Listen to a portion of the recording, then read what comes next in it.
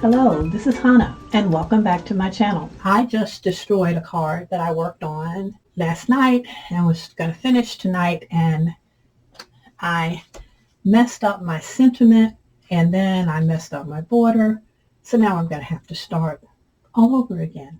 I have cut my base out of craft paper. The base is the regular A2, which is 4 1/4 by 5 1/2. Well, actually, the sheet is 4 1/4 by 11, and it's scored at 5 1/2. So that's going to be my base. This is going to be my topper.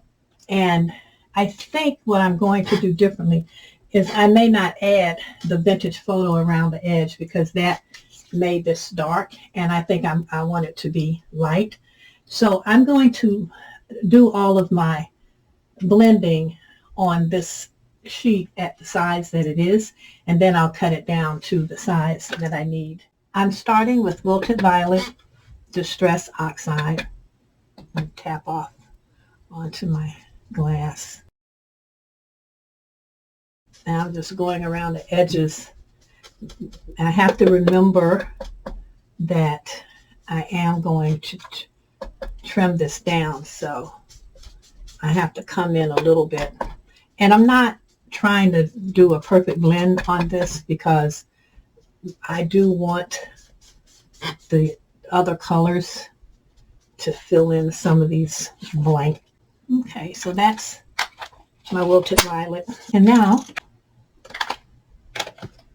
I use a little, I think, tumbled glass. And tumbled glass is a sort of a subtle color. I forgot to tap that, but that's okay because all of this is going to be stenciled over anyway. But it gives you sort of a highlight, just like it's bringing in a little bit of the green. And then we're going to add some salvaged patina, which is another soft color. And I do want soft color, put that in there. Okay. And then I'm going to add some squeezed lemonade and probably some fossilized amber. And then I don't want to put it too much over the purple because that will be a muddy mess. So I'm just putting it in the middle so that I have sort of a highlight in the middle and a little bit around the edges. When you're blending these backgrounds, it always looks like it's not going to be much. And I don't try to go for perfection or anything. I just put it down to see what happens. It's always fun to see where it goes. Okay, so now we've got this sort of mottled effect, and I wasn't really going for anything different than that. I think what I'm going to do this time that I didn't do the last time is I'm going to spritz a little water on here, and I may have to do that again once I finish my stenciling. So now I'm going to start stenciling in my designs. And this too, I want to be very random. I don't want it to appear like a design or a set pattern. I want it to be very random because I think that's what gives you your best impact. So my embellishment on here is going to be a pinwheel. So I thought that it would be ideal to stencil in pinwheels. And I just happen to have this really nice pinwheel stencil.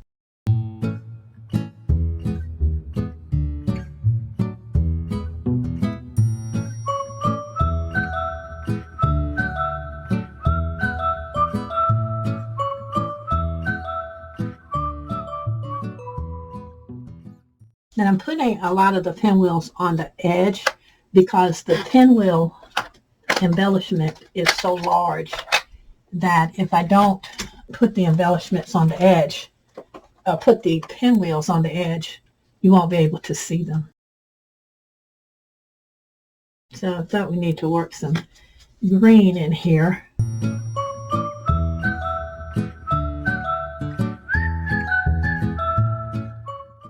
And I think some of my pads are ready to be inked again. Okay, now we have pink. So let's put a little, let's see, do I have a worn lipstick? Yeah, a little worn lipstick in here.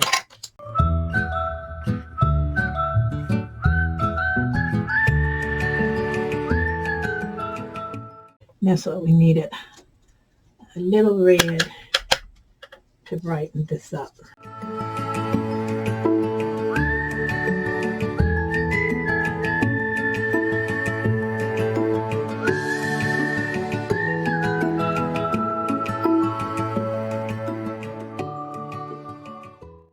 Okay, so there's my stencil background. Now I have to decide if I want to put splatter on here. And I don't think that I do this time. So I'm going to sort of clean up, trim this down, and then come back. So I've cut this down, and I am just hoping that the crafting muses are with me right now when I do this, because I don't want to have to start this card for a third time. So let me get my steady hands.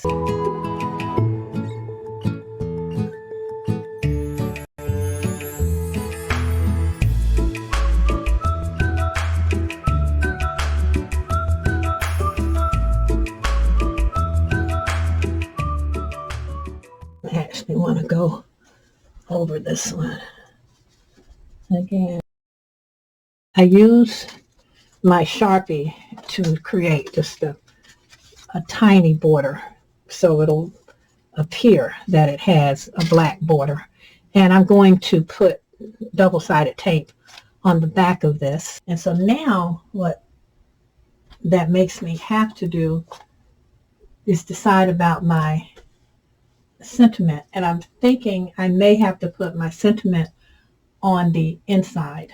So I figured out that I can put my sentiment here, put my pinwheel at an angle, and then put my stick that's going to hold my pinwheel on. So I'm going to go ahead and get this sentiment stamp.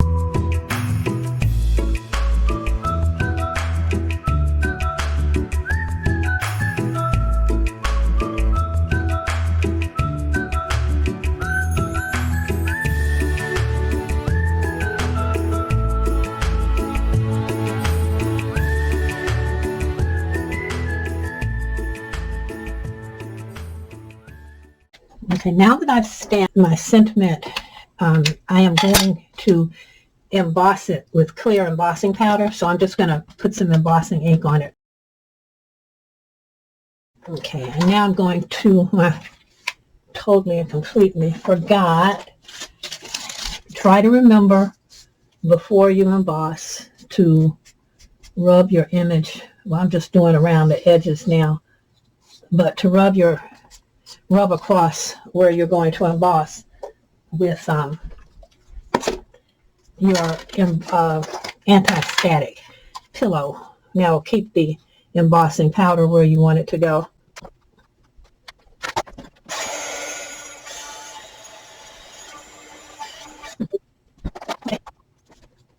I add a little bit of curling with my paper, but I'm not worried about that because I am going to put double-sided tape on here. I want to do something else, but I think I'm going to wait until I put my pinwheel on before I do it. So, yeah, I think I'm going to do it this way.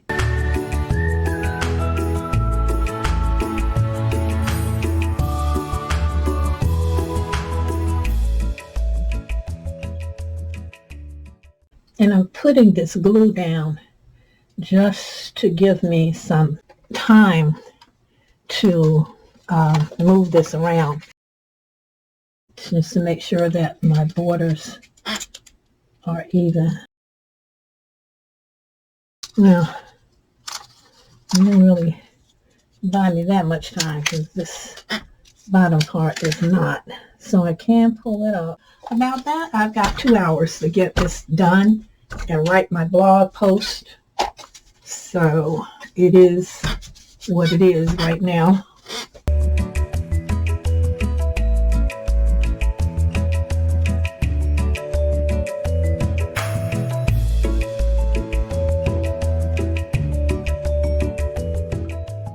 Good. Now I just need my stick to dry. So for the inside.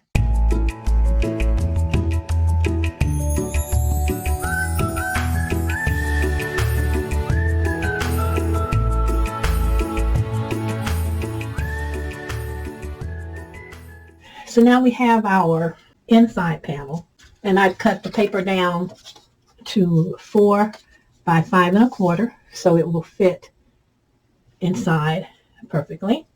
So we have our pinwheels on the outside and pinwheels on the inside.